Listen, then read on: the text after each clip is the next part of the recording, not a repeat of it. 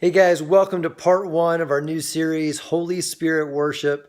That sounds kind of like a pretty intimidating title to me at least, but it's not meant to be. I mean, it's meant to refer to the type of worship that we will do in heaven that we can now do on earth. We don't have to wait till heaven in order to worship God in what Jesus talked about in John chapter 4 in terms of worshiping God in spirit and in truth.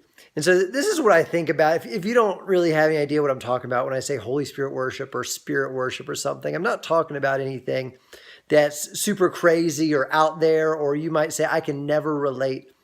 What I am simply talking about is connecting with God, who is spirit, with our spirit. So the two spirits connect together. It's just like if you sit down and you have dinner with your wife or your husband or your boyfriend or girlfriend or just a good friend, a best friend, whatever it is, and you connect together and you have like an incredible evening and you're just like, man, that dinner was so much fun. Like, I really enjoyed our conversation. I love what we discussed. The food was good. We laughed, we cried, we told stories. We've got to do that again sometime, right? Isn't that what you say at the end of a great dinner? You're like, we've got to do that again sometime. And you connected because not only were your bodies in the same place, but your soul's connected, even your spirit's connected. Now, I talked to somebody today, and she doesn't believe that Jesus is the Son of God. She does believe in heaven. She does believe in heaven and hell, but she's not really sure where she'll go when she dies. And she said, I have a body and I have a soul, but I don't believe that I have a spirit. So because we were talking about God being three in one.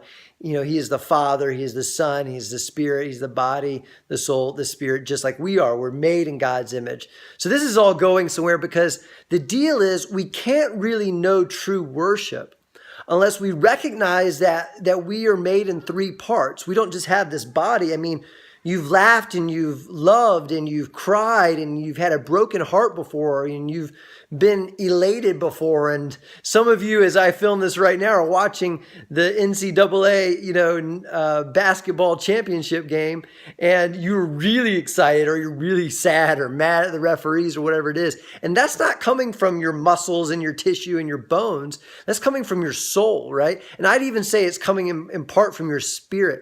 So your soul really relates to these emotions in the world, and your spirit is what relates to God.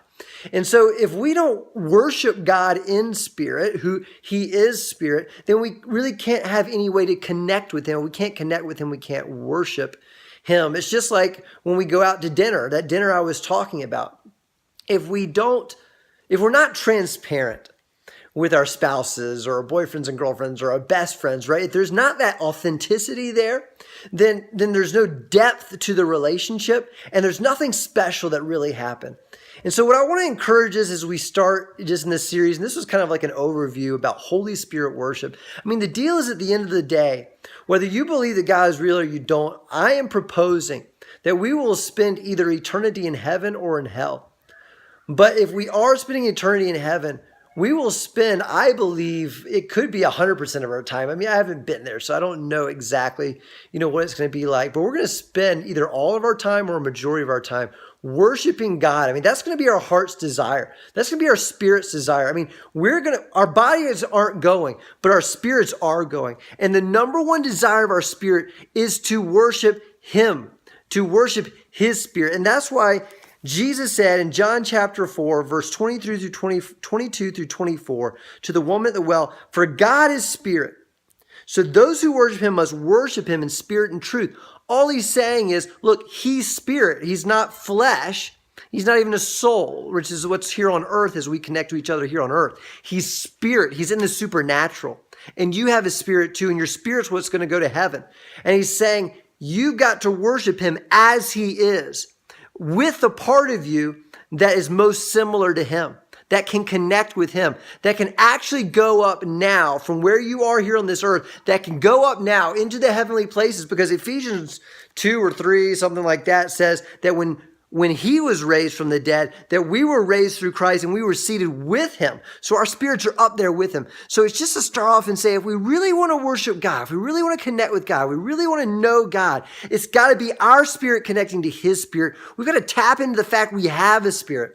And then we've got to go have an amazing dinner with him. We've got to go have an amazing intimacy with him. We've got to be authentic and transparent with him. And it's got to be a situation and a time and an experience, that's such a powerful word, an experience, where we say to him, and he says to us, man, I can't wait to do this again, God. I can't wait to come back tomorrow or later tonight or whatever it might be. And we're going to talk about more of that in the rest of this series. So I'll talk to you soon. Bye.